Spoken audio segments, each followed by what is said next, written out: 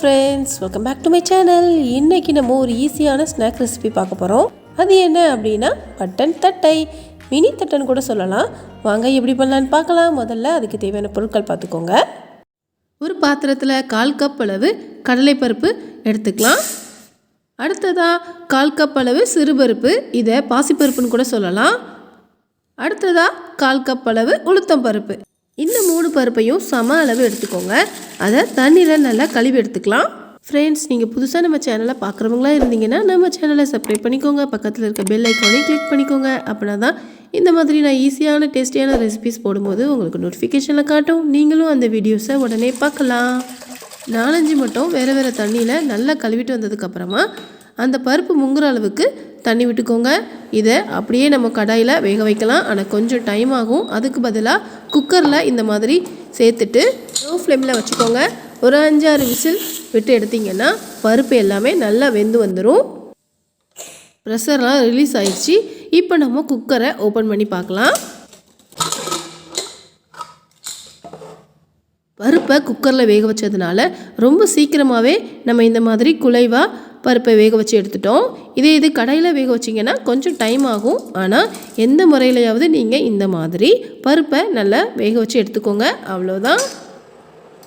பருப்பு நல்லா வெந்திருந்தால் தான் நமக்கு இந்த மாதிரி மசியதுக்கு வரும். அதனால தான் நல்லா குலைவாக பருப்பை வேக வச்சு எடுத்துக்கோங்க.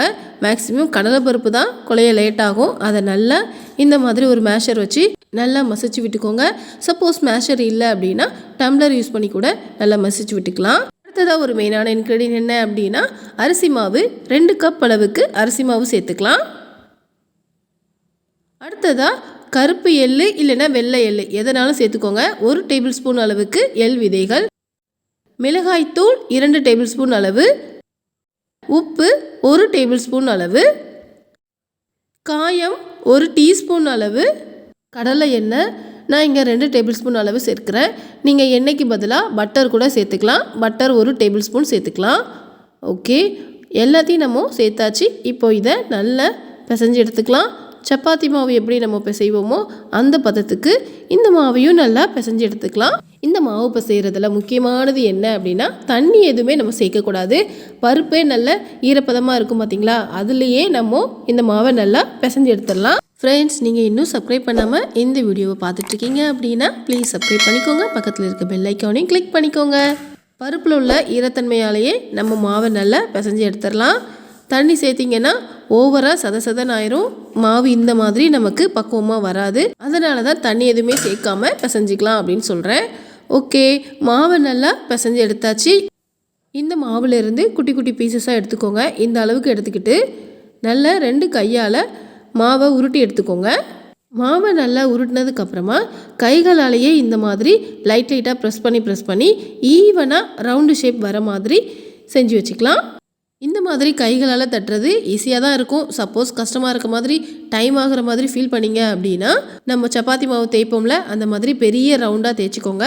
அதில் ஏதாவது ஒரு வடிவத்தில் உள்ள, அதாவது வட்டமோ கட்டமோ முக்கோணமோ எந்த ஷேப்பில் இருக்கிற ஒரு மூடியை வச்சு குட்டி குட்டியாக இந்த மாதிரி கட் பண்ணி எடுத்துக்கலாம். அதுவும் ஈஸியாக தான் இருக்கும். சப்போஸ் நீங்கள் கையாலேயே மாவை இந்த மாதிரி தட்டிடலாம் அப்படின்னு நினச்சிங்கன்னா மாவு தட்டும்போது கையில் உங்களுக்கு ஒட்டுது அப்படின்னு வச்சுக்கோங்களேன், ரவுண்டு ஷேப்புக்கு வராமல் கையிலே ஒட்டிக்குது அப்படின்னா கையில் லைட்டாக ஃபஸ்ட்டு எண்ணெயை தேய்ச்சிக்கோங்க. அதுக்கப்புறமா மாவை தட்டி பாருங்கள், கையில் ஒட்டாமல் வரும். மாவை நல்லா வட்டமாக இந்த மாதிரி தட்டி எடுத்ததுக்கப்புறமா ஒரு ஃபோக்கால் இந்த மாதிரி குத்தி விட்டுக்கணும். எதுக்கு இந்த மாதிரி குத்தி விடுறோம் அப்படின்னா நமக்கு பூரி மாதிரி புஷ்ஷுன்னு நல்லா வராமல் இருக்கணும். தட்டைனாலே தட்டையாக தானே இருக்கணும், மொறுமொறுன்னு. அதனால தான்.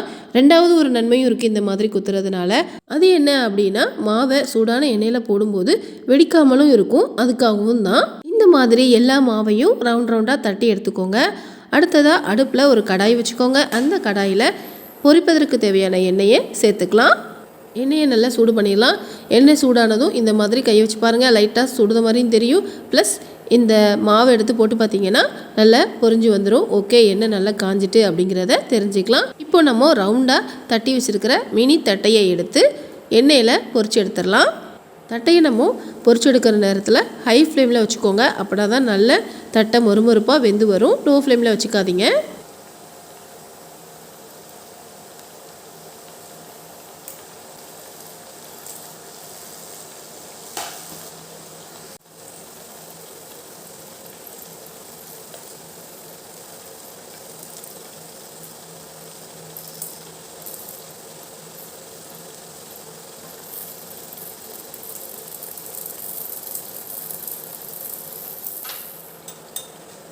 அவ்வளவுதான். 2 பக்கமும் நல்லா மொறுமொறுப்பாக வேக வச்சு வெளியே எடுத்தீங்கன்னா மினி தட்டை நமக்கு தயார்.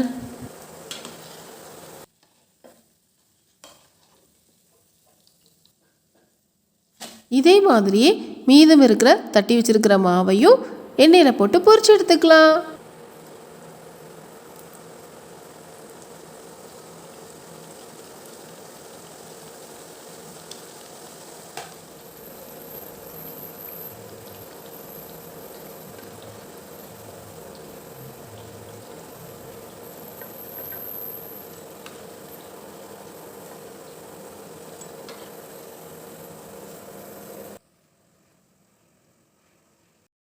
ஓகே ஃப்ரெண்ட்ஸ், நீங்களும் இந்த மினி தட்டை அதாவது பட்டன் தட்டையை வீட்டில் ட்ரை பண்ணி பார்த்துட்டு டேஸ்ட் எப்படி இருந்துச்சு அப்படின்ட்டு கமெண்ட் பண்ணுங்கள்.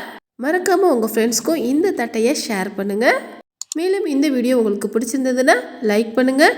அப்படியே நம்ம சேனலையும் சப்ஸ்கிரைப் பண்ணி வச்சுக்கோங்க. ஓகே ஃப்ரெண்ட்ஸ், இதே மாதிரி வேறொரு ரெசிபியில் மீண்டும் சந்திக்கலாம். தேங்க்யூ, பாய்.